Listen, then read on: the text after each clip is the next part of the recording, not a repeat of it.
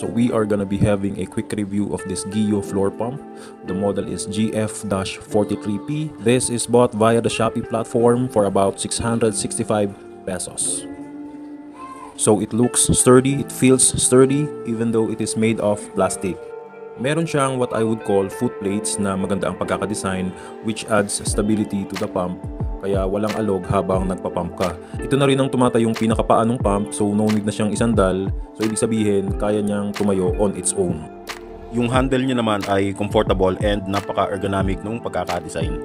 Yung hose niya ay nasuswivel from this end para hindi magkaroon ng tension and ma-prevent yung pagkakaputol from this part.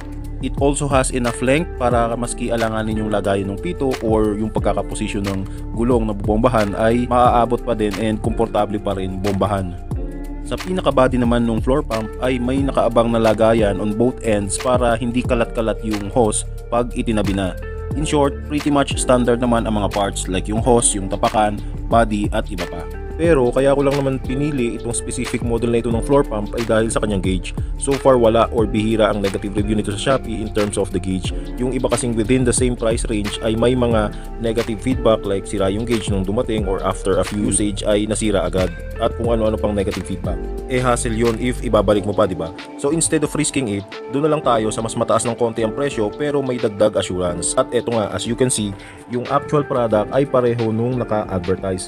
Walang daya, walang marketing strategy. Yan naman lang gusto nating mga buyers. We get what is being advertised. Needless to say, okay ang gauge, readable ang numbers even at the point of pumping, and maganda talaga siya, quality kumbaga.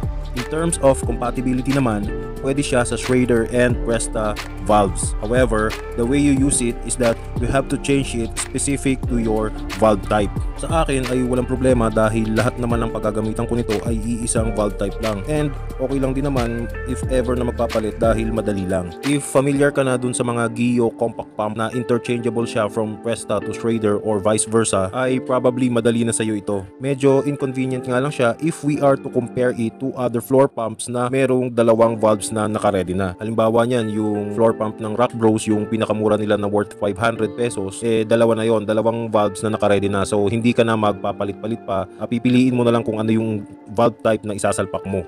In short, wala ka ng adjustments pa na gagawin dun sa mga floor pumps na may dalawahang valve na naka-ready na. Whereas dito sa Gio floor pump GF43P na nire-review nga natin, you really have to interchange.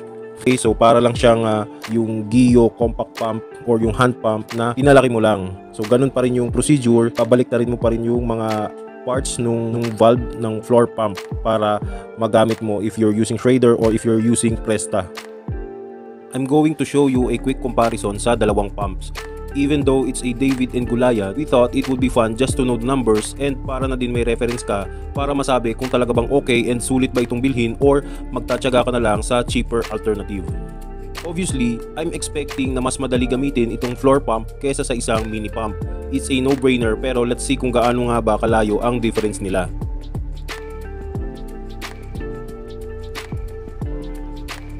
So ayan, 11 times lang akong nagpump using the floor pump.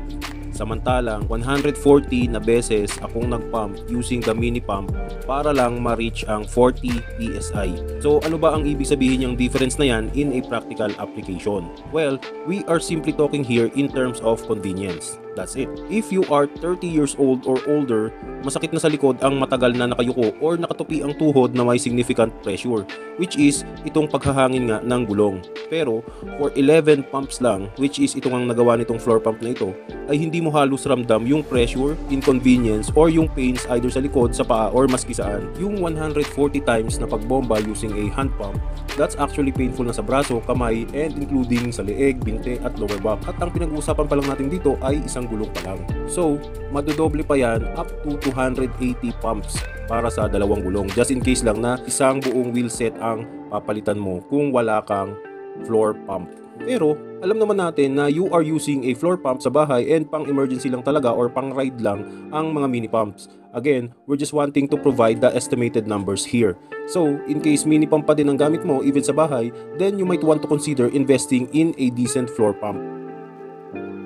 Now, if we are to compare this to Rock Bros 380G model ng floor pump, ay halos pareho lang naman ng performance except for the gauge.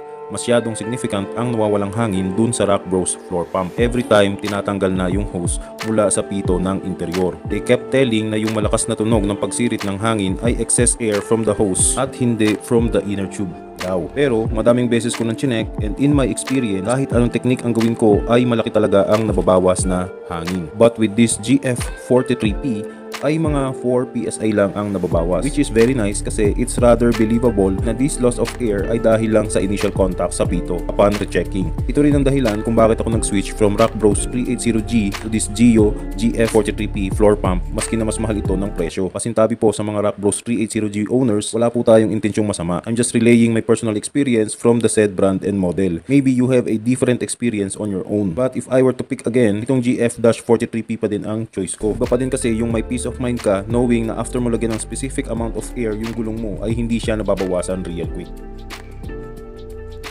Decent quality. I would even say premium quality for this price.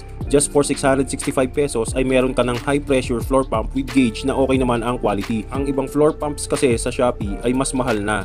And yung lower prices naman ay hindi tayo nakakasigurado since madami dito ang may hindi magandang feedback. As mentioned, okay ang performance nito as per my experience. Walang nababawas na malaking numbers after na bombahan yung gulong. Malinaw pa ang mismong number sa gauge dahil 2 inches ang display. Overall, okay ang form factor, standard ang design, both ergonomic and functional. 11 pumps lang ay nahihit na nito ang target PSI ko, so okay siya dahil hindi ka masyadong pagod lalo kung dalawang gulong ang bobombahan. So yes, walang pagsisisi dito sa pagbili ng floor pump na ito. It's a good investment and for me, I would say na sulit yung perang binayad mo dito.